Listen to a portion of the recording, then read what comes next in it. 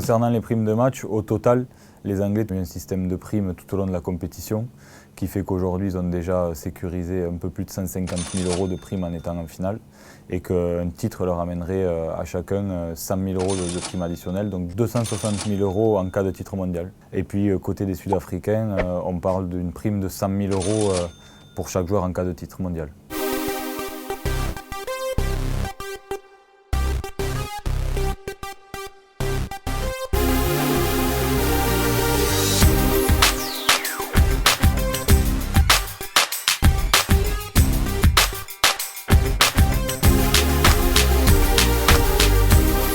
Officiellement, il n'y a pas de prime de titre, donc à très court terme, un titre de champion du monde ne rapporte pas grand-chose aux fédérations, parce qu'il y a aussi du côté des fédérations un système de primes variable avec leurs sponsors en cas de succès, mais encore une fois là aussi qui est assez faible, qui tourne autour de 10-15% des montants de contrats annuels.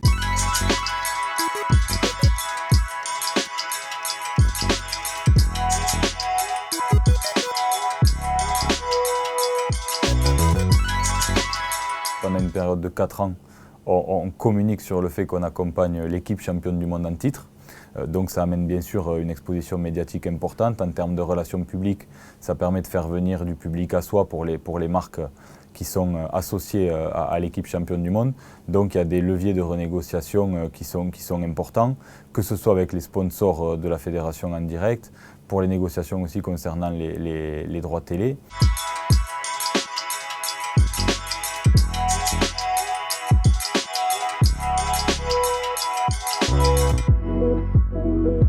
On retrouve en numéro 1 l'Afrique du Sud avec 635 000 licenciés sur le dernier référencement World Rugby et 355 000 licenciés pour l'Angleterre. C'est deux fédérations qui se ressemblent, qui ont une dynamique de croissance et d'évolution importante sur ces dernières saisons en termes de licenciés, contrairement à beaucoup d'autres fédérations qui s'épuisent un peu en termes de recrutement. Donc c'est un enjeu très fort d'ores et déjà pour ces deux équipes d'être en finale en termes de communication pour recruter des licenciés, pour structurer une fédération dans son développement et maintenir une performance sportive importante, mais aussi pour le mettre dans la balance de la négociation des contrats commerciaux.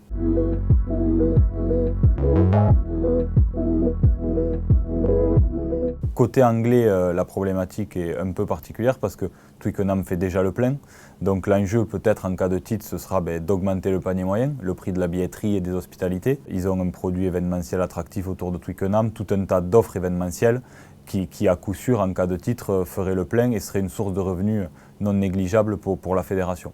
Côté sud-africain, c'est un peu différent. L'enjeu sera de surfer sur un éventuel titre pour ramener les gens dans les stades, puisqu'on l'a vu ces dernières années, le rugby sud-africain a du mal à faire le plein. Donc là, l'enjeu sera peut-être justement d'utiliser ce titre pour ramener des gens au stade et retrouver des revenus billetterie plus conséquents.